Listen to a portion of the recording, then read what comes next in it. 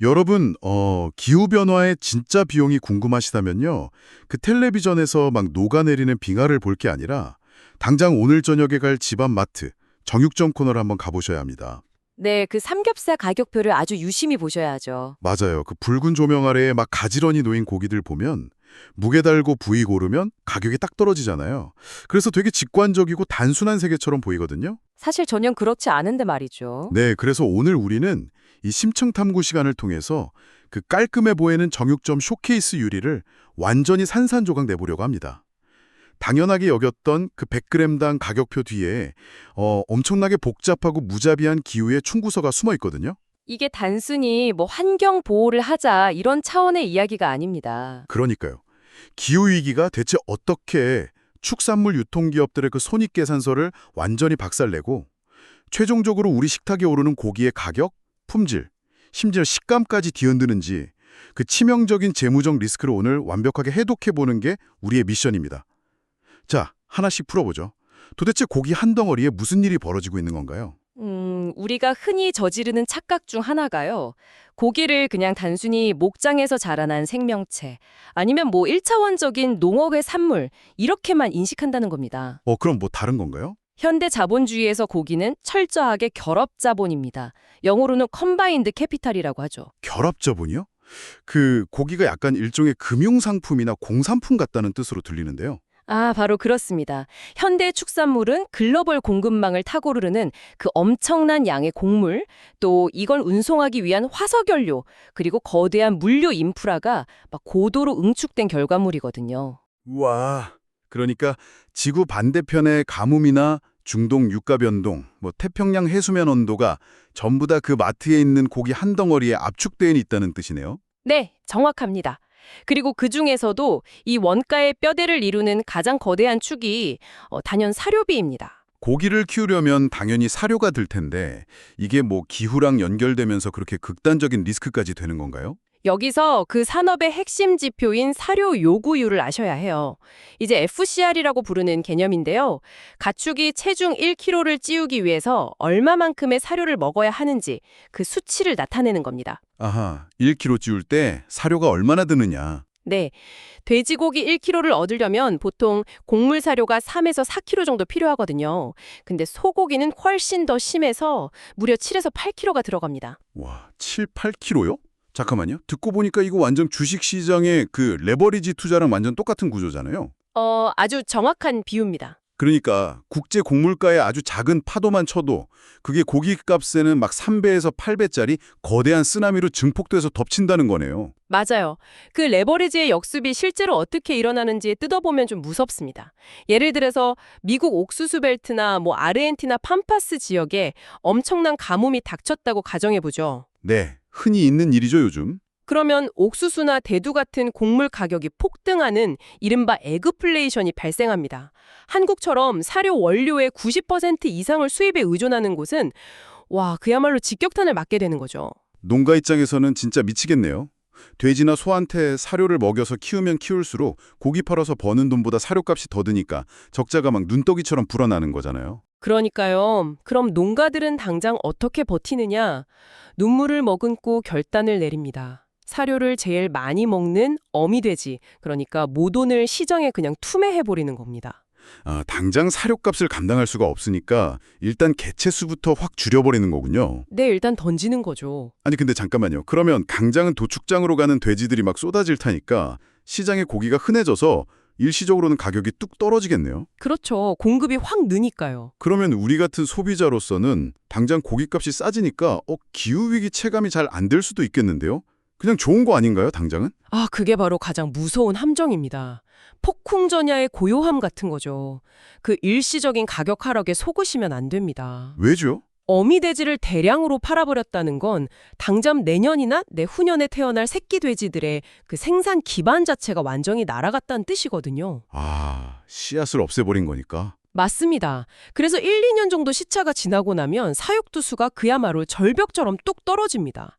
결과적으로 사람들의 수요는 그대로인데 공급만 증발해버리니까 삼겹살 가격이 걷잡을 수 없이 폭등하는 수급 연쇄 붕괴가 일어나는 겁니다. 와, 소름 돋네요. 지구 반대편 가뭄 한 번이 한 2년 뒤에 우리 동네 고깃집 회식비 영수증을 막 2배로 부풀려 놓는 그런 보이지 않는 도화선이었던 거네요. 이게 끝이 아닙니다. 기후가 끌어올리는 원가가 사료비만 있는 게 아니거든요. 두 번째 폭자는 바로 에너지와 물류 비용에 숨어 있습니다. 아, 에너지요? 사실 저도 이번에 자료 보면서 처음 안 건데 돼지가 땀샘이 퇴화한 동물이라면서요. 스스로 체온 조절을 못한다고. 네, 돼지는 땀을 흘려서 체온을 낮추는 기능이 거의 없다고 보시면 됩니다. 그래서 여름에 폭염이 닥치면 농가는 돼지들이 집단 폐사하는 걸 막으려고 문자 그대로 사활을 걸으라 해요. 막 얼음이라도 놔주나요? 축사 내부에 대형 환기팬, 에어컨, 쿨링패드 같은 냉방 설비를 24시간 내내 풀가동해야 하죠. 여기서 발생하는 막대한 전기요금, 면세유 비용이 고스란히 돼지 추락 가격의 베이스라인을 사정없이 끌어올리는 겁니다. 전기세가 다 고깃값으로 가는 거네요. 근데 에너지가 진짜 타들어가는 건 도축장 문을 나선 이후부터가 진짜 시작입니다. 고기는 곧바로 콜드체인, 이러는 화석연료를 집어삼키는 그 거대한 냉장 유통 톱니바퀴 위로 올라타게 되거든요. 아, 콜드체인. 요즘 마트 가면 그냥 일반 냉장육 말고 뭐 비온 숙성 고기라던가 프리미엄으로 팔리는 거 있잖아요. 이런 고도의 가공 기술은 단순히 서늘한 곳에 두는 수준이 아니죠. 빙온 숙성은 고기가 얼기 직전인 영하 1도에서 영상 1도 사이 그 아주 미세한 온도 대역을 좋게 수십일 동안 단 1도의 오차도 없이 유지해야 하는 극한의 기술입니다. 단 1도도 오차가 나면 안 된다고요? 네, 근데 기후변화 때문에 여름철 평균 기온이 막 미친 듯이 올라가잖아요. 그러면 이 거대한 냉장 창고 온도를 영하 1도로 억눌러 두기 위해서 압축기들이 막 쉴 새 없이 돌아가야 합니다. 전력 소모량이 기하급수적으로 뛰는 거죠. 와, 결국 그 눈더미처럼 불어난 에너지 청구서가 고기 납품하는 유통업자 단가표에 그대로 딱 얹어줄 수밖에 없겠네요.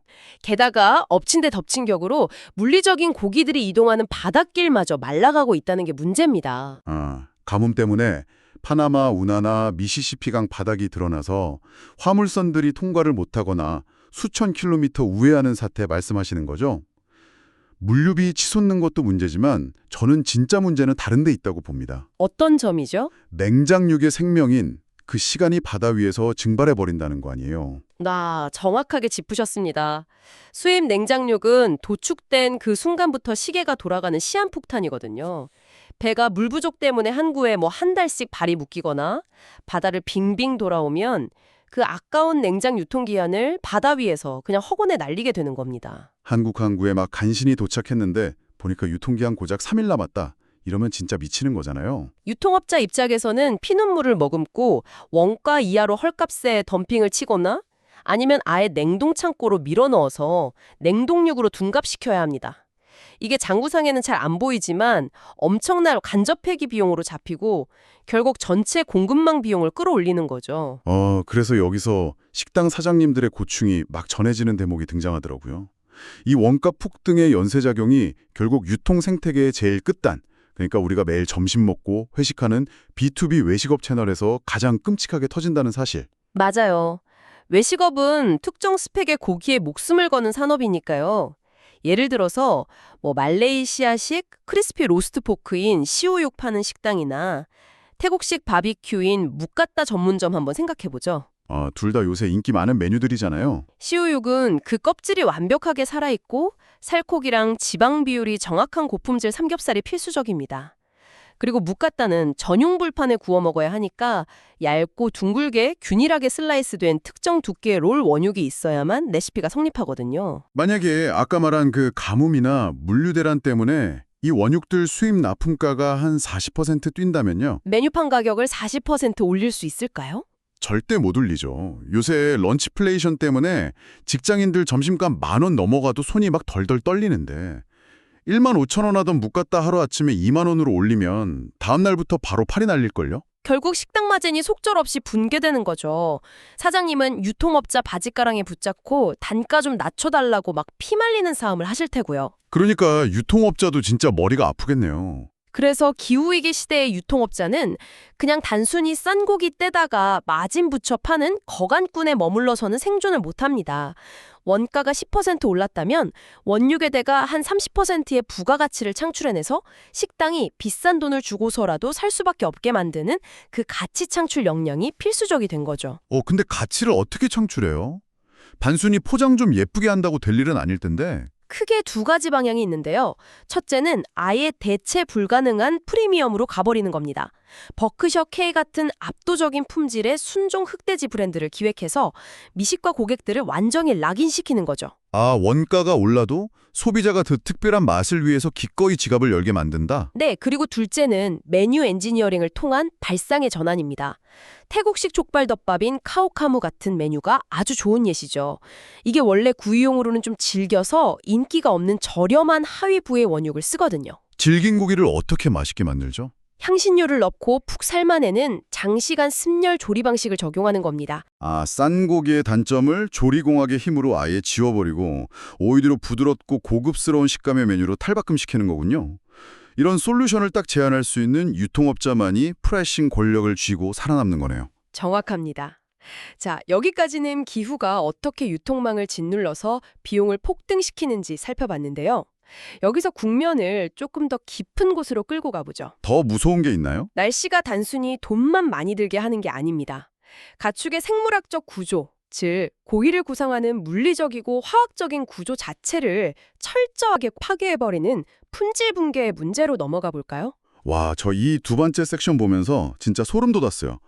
기후가 막 고기의 DNA를 건드린다는 느낌이 들더라고요. 폭염이 만들어낸 괴물, 그 업계에서 부르는 이른바 물돼지 이야기부터 해보죠. 학술 용어로는 PSE6이라고 하던데 대체 펄펄 끓는 여름에 돼지 몸속에서 무슨 일이 벌어지는 건가요? 극심한 폭염 속에 도축장으로 실려가는 돼지 입장에 한번 되어보시죠. 사방이 꽉 막힌 트럭 안에서 극도의 고온 스트레스랑 패닉에 빠집니다. 숨도 막히고 엄청 뜨겁겠죠. 심장박동이 막 빨라지고 체온이 급상승하면서 돼지가 생존을 위해 근육 내에 저장해둔 에너지원, 그러니까 글리코겐을 비정상적인 속도로 분해하기 시작합니다. 젖산이 엄청나게 나오겠네요. 운동 심하게 한 것처럼. 네, 엄청난 양의 젖산이 발생하죠. 근데 문제는 도축 직후에 고기 온도가 아직 섭씨 35도 이상으로 되게 뜨거운 상태에서 이 젖산이 근육세포 속으로 확 쏟아져 나온다는 겁니다.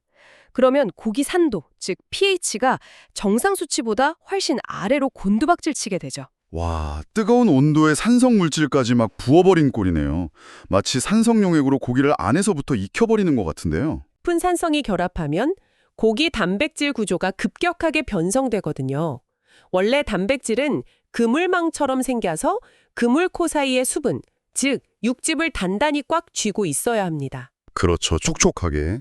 근데 이 그물망이 열이랑 산성 때문에 뚝뚝 끊어지면서 붕괴해버리는 겁니다. 그 대목에서 제 머릿속에 딱 떠오른 게 있었어요. 망가져서 물을 다 뱉어내는 낡은 스펀지 있잖아요.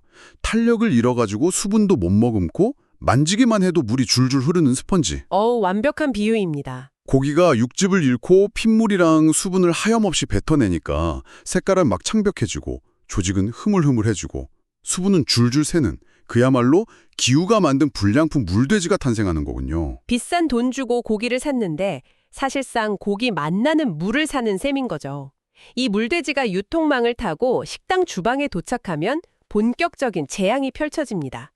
아까 말한 말레이시아식 수육 오븐을 한번 상상해 보세요. 보수력이 완전 무너진 이 고기를 200도 넘는 오븐에 넣고 돌리면 어떻게 될까요? 수분을 잡아둘 그물망이 이미 다 박살났으니까 열을 받자마자 갇혀있던 물이 폭포수처럼 터져나오겠네요. 맞습니다.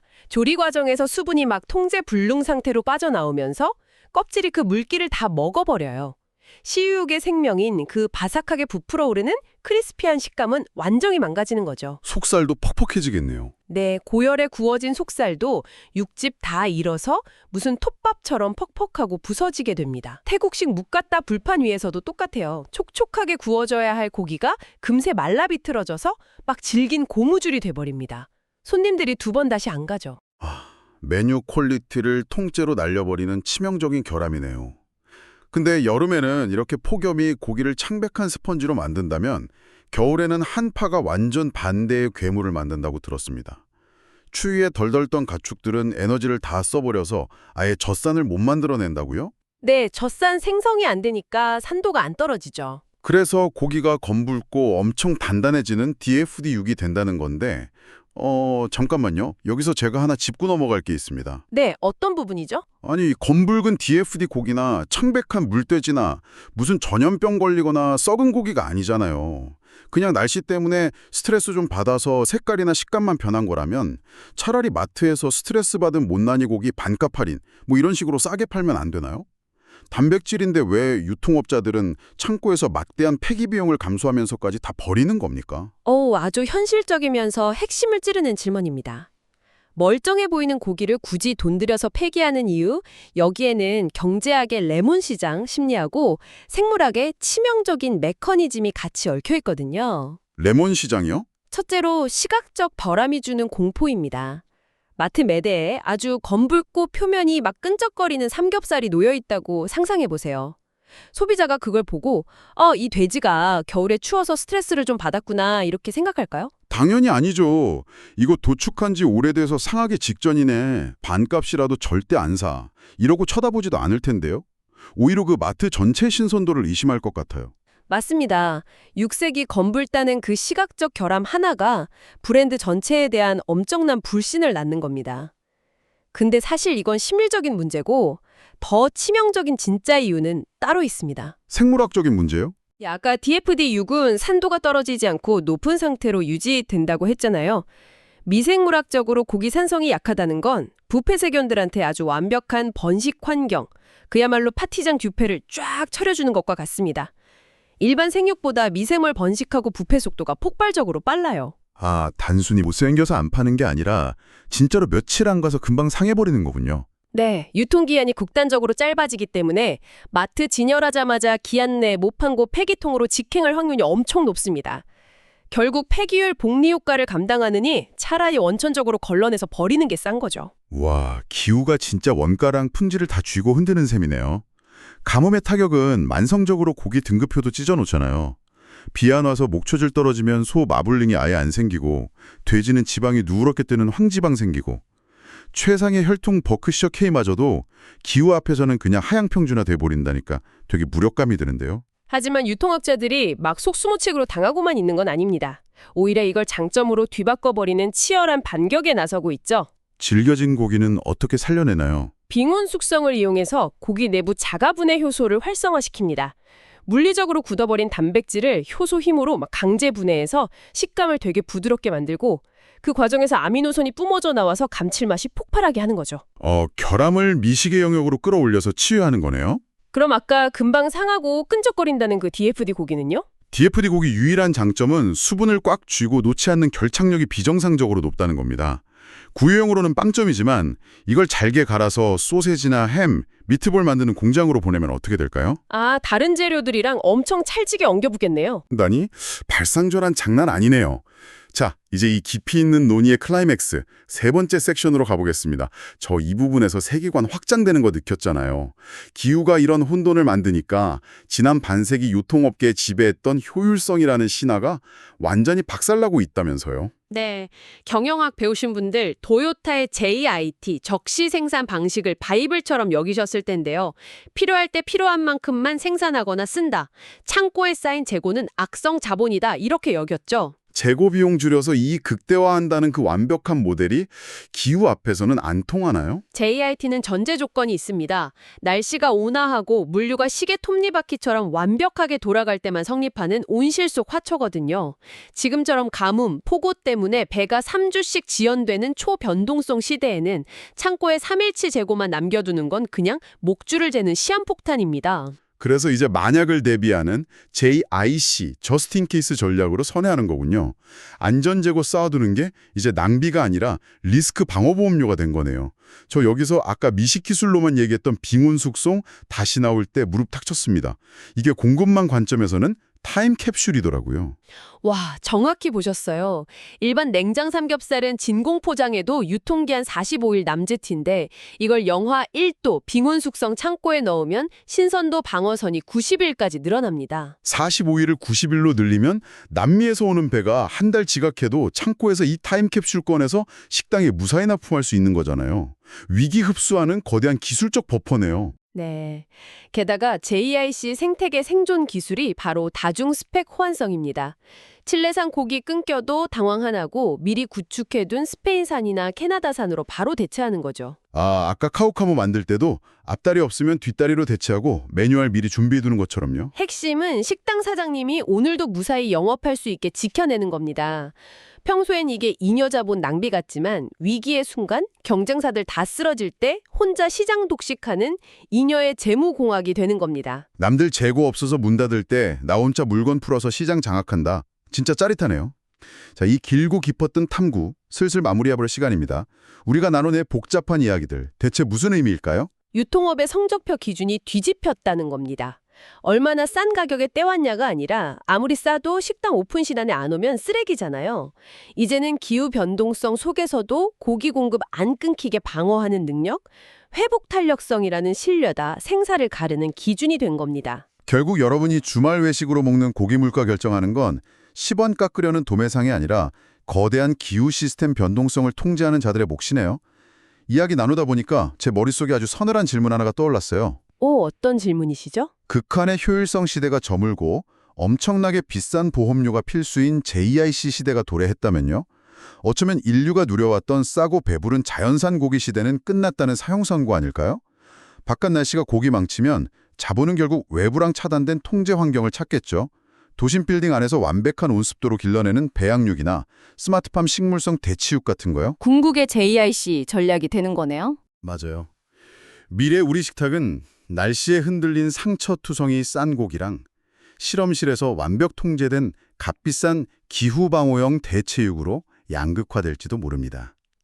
오늘 저녁에 여러분 장바구니에 담은 그 삼겹살, 과연 기후와 싸워 이긴 전리품일까요? 지쳐버린 상처투성이일까요? 오늘의 심층 탐구가 여러분의 식탁을 바라보는 시선을 흥미롭게 바꿔놓았길 바랍니다. 함께 해주셔서 감사합니다. 다음 시간에도 매력적인 지식들 안고 돌아오겠습니다. 안녕히 계세요.